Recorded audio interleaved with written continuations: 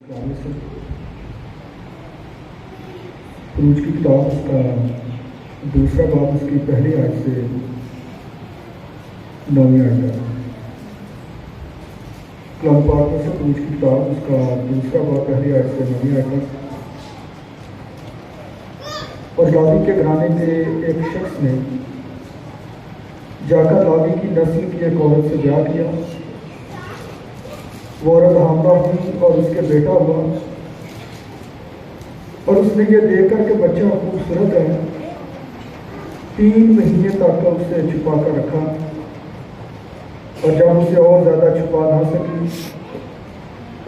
تو اس نے سرکنڈوں کا ایک ٹوکرا لیا اور اس پر چیکنی مٹی اور رام لگا کر لڑکے کو اس میں رکھا اور اسے دریا کے کنارے جاؤ میں چھوڑ آئی۔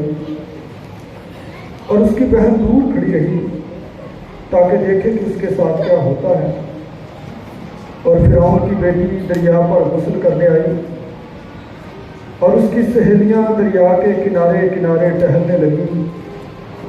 تب اس نے جاؤ میں وہ ٹوکرا دے کر اپنی سہیلی کو بھیجا کہ اسے اٹھا لائے۔ جب اس نے اسے کھولا تو لڑکے کو دیکھا اور وہ بچہ رو رہا تھا۔ اسے اس پر رحم آیا اور کہنے لگی یہ کسی عبرانی کا بچہ ہے۔ تب اس کی بہن نے فرعون کی بیٹی سے کہا کیا میں جا کر عبرانی عورتوں میں سے ایک دائی تیرے پاس بلا لاؤں جو تیرے لیے اس بچے کو دودھ پلایا کرے؟ فرعون کی بیٹی نے اسے کہا جا۔ وہ لڑکی جا کر اس بچے کی ماں کو بلا لائی۔ فرعون کی بیٹی نے اسے کہا تو اس بچے کو لے جا کر میرے لیے دودھ پلا، میں تجھے تیری اجرت دیا کروں گی۔ وہ عورت اس بچے کو لے جا کر دودھ پلانے لگی۔ خدا ان کی برکت اس کے کلام کو پڑھے اور سنے جانے پر ہو، آمین۔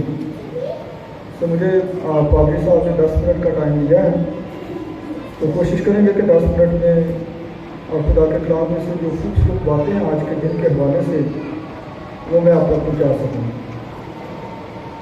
سب سے پہلے تو میں بڑا خوش ہوا ہوں آپ سب کو دیکھ کر کے ساروں نے بڑا زبردست بولا ہے، تو پہلے تو اپنے لیے ذرا زوردار تعلیم دیں، منہ بنا کے سارے بیٹھے ہیں۔ آج خواتین کا دن ہے تو آپ کو خوش ہونا چاہیے۔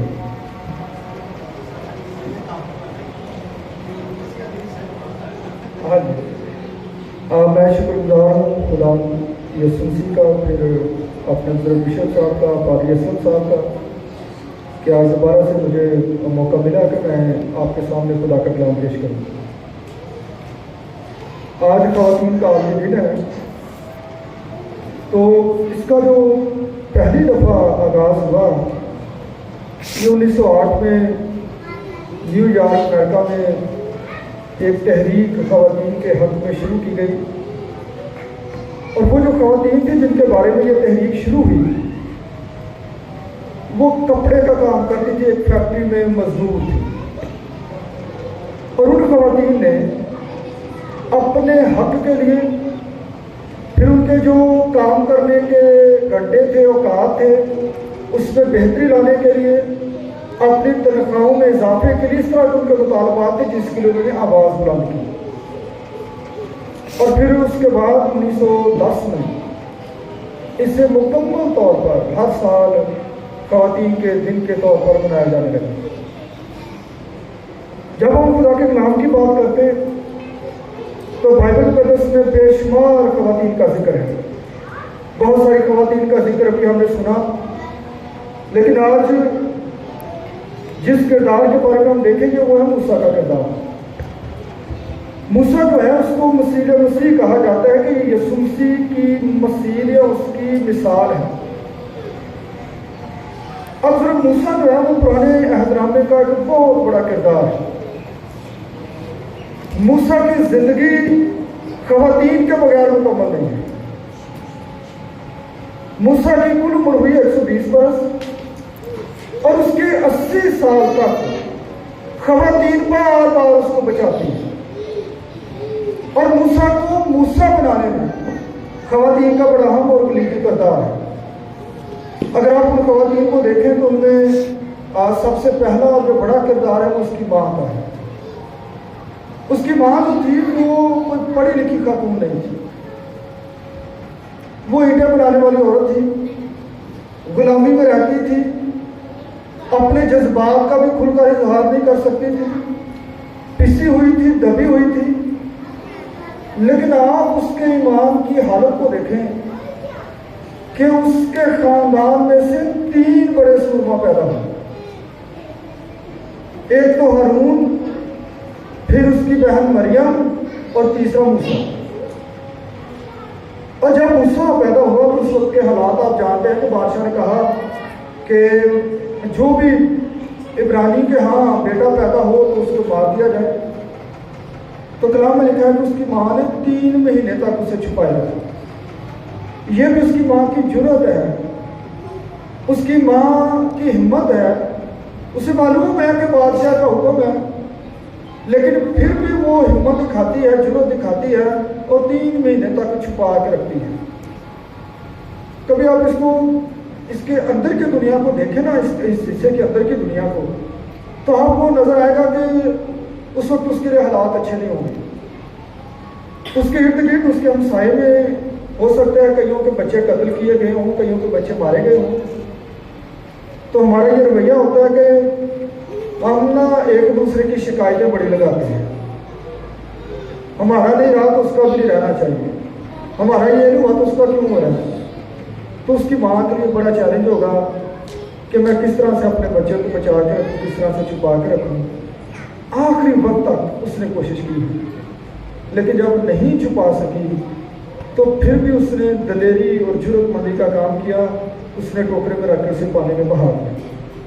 اب اس کے پیچھے اس کا ایمان ہے، اس کو معلوم ہے کہ یہ بچہ بڑا خاص ہے، بڑا اسپیشل ہے، تو خدا ضرور اس کے لیے کچھ نہ کچھ انتظام کرے گا۔ اپنی بیٹی کو بھیج دیتی ہے کہ تو جا کر دیکھ کہ اس کے ساتھ کیا ہوتا ہے۔ اب خدا پھر 2 خواتین کو استعمال کرتا ہے، ایک اس کی بہن ہے اور دوسری بادشاہ کی بیٹی ہے۔ اب بہن جو ہے اس کے لیے بھی یہ بہت بڑی ایمان کی بات ہے کہ وہ ابھی لڑپن میں ہی ہے اور وہ بادشاہ کی بیٹی کے ساتھ کس طرح اعتماد کے ساتھ گفتگو کرتی ہے۔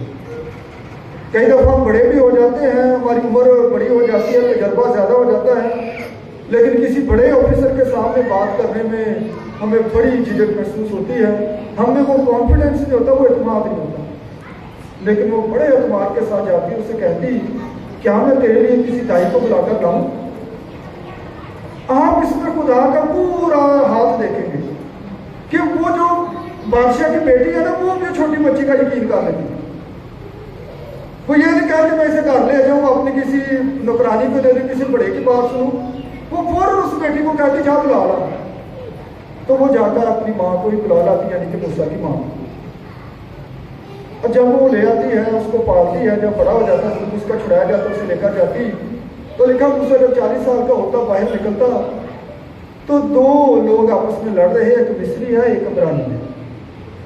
اور کلام میں لکھا ہے کہ اس نے دیکھا کہ اس کے عبرانی بھائی کو ایک مصری مار رہا ہے۔ اب پھر یہ سوال پیدا ہوتا ہے کہ اس کو کس نے بتایا کہ یہ تیرا بھائی ہے؟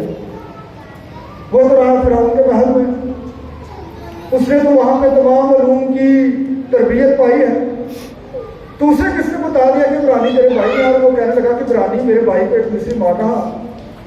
اس کو سکھایا اس کی ماں نے۔ اس کی ماں نے جب بچپن میں اس کی تربیت کی، اسے دودھ پلاتی رہی، اسے سکھاتی رہی، تو وہ تربیت بڑے ہونے تک اس کے ساتھ ساتھ۔ آپ دیکھیں جو تالمود ہے یہودیوں کی کتاب روایات کی، اس میں ایک بڑی خوبصورت روایت لکھی ہے۔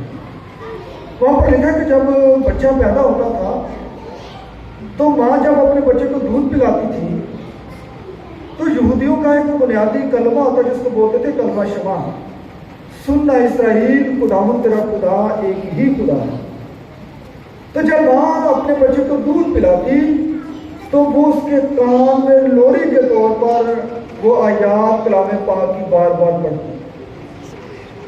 آج کل ہمارے یہاں پہ تھوڑا سا فرق ہو گیا ہے، وہ بچوں کے لیے بڑی بڑی نئی نئی چیزیں آ جاتی ہیں۔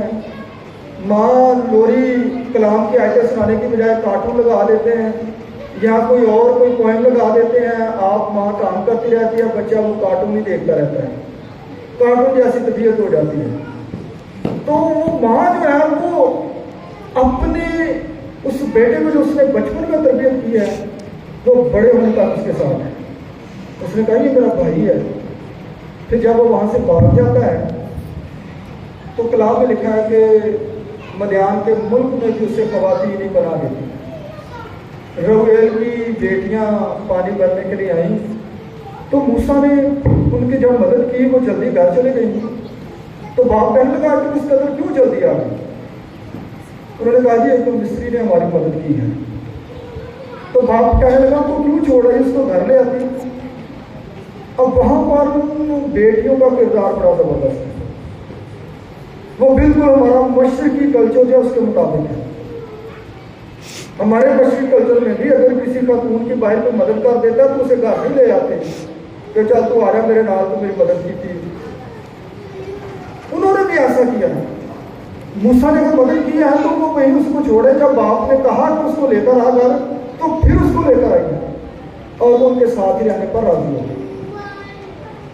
اور موسیٰ کی زندگی میں دو اور خواتین کا بڑا اہم کردار ہے. وہ دو دائیوں کا بیان ہے. ایک کا نام سفرا دوسرے کا نام فوبا ہے. انہوں نے موسیٰ کی زندگی بچانے میں بڑا اہم کردار ادا کیا.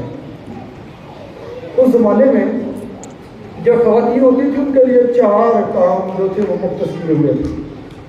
وہ صرف 4 پیشے اختیار کر سکتی تھی.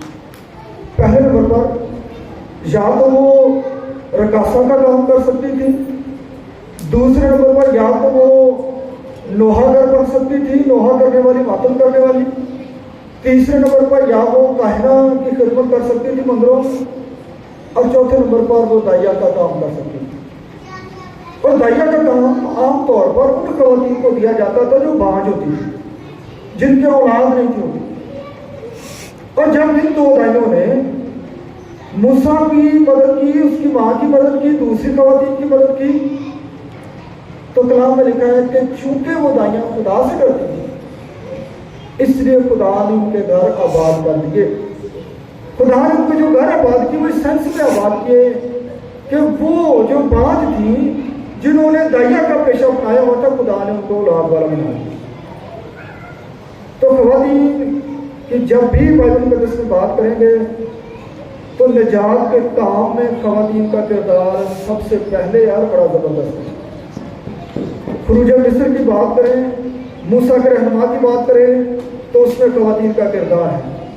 اور جب ہم یسوع مسیح کی بات کریں, نجات دہندہ کی بات کریں, گناہوں سے نجات کی بات کریں تو اس میں مقدسہ مریم بطور عورت ایک کردار کے طور پر نظر آتی ہے. سو آج کل کا جو دور ہے اس میں خواتین کی ہر ایک شعبے میں نمائندگی ہے. ہر ایک فیلڈ میں خواتین جو کام کرتی ہیں. خواتین کو خاندان کی طرف سے اگر اعتماد ملے, اگر سپورٹ ملے تو باہر جو ہے وہ اس کے لیے کوئی پریشانی نہیں ہو سکتی. اور موسیٰ کی ماں جو ہے مجھے اس کا کردار بڑا اچھا لگتا ہے کہ وہ ان پڑھ خاتون بٹھا مزدور تھی, اینٹیں بنانے والی تھی, لیکن اس نے اپنے بچوں کی تربیت اور بچوں کی پرورش بڑی اچھی کی. تو میں اکثر اپنی کلیسیوں میں بھی کہتا ہوں کہ بچوں کی تربیت اور پرورش کے لیے آپ کو کوئی PhD ہونا نہیں ضروری. آپ کا ایمان ہونا چاہیے, سادہ ایمان. خواتین جو ہیں وہ بہتر طور پر اپنے بچوں کی پرورش کر سکتی ہیں. اور نہ ہی بچوں کی تربیت اور پرورش میں وسائل کا کوئی رونا دھونا ہوتا ہے کہ جیسے غریب صاحب بچہ کی تربیت بھی اچھی کر سکے. تربیت کا پیسوں کے ساتھ تعلق نہیں ہے. ہاں سہولیات کا تعلق ہے پیسوں کے ساتھ, اچھی باتیں سکھانے کا پیسوں کے ساتھ تعلق نہیں. تو اگر آپ بچوں کی اچھی تربیت کرتے ہیں تو یقیناً آپ بطور ماں ہوتے ہوئے ایک اچھی کلیسیا جو ہے وہ چھوڑ کے جاتے ہیں. سو آج کے دن پر کبھی بھی اپنے کردار کو آپ کم کر نہ سمجھے, بلکہ آپ کا وہ کردار ہے کہ جس نے بائبل مقدس میں بڑے بڑے سلماؤں کو پیدا کیا, بڑے بڑے رہنما پیدا ہوئے. آج بھی خدا جو ہے وہ آپ کو اسی طرح استعمال کرنا چاہتا ہے. تو خدا کے اسلام کی وسیلے سے آپ سب کو برکت دے. آمین.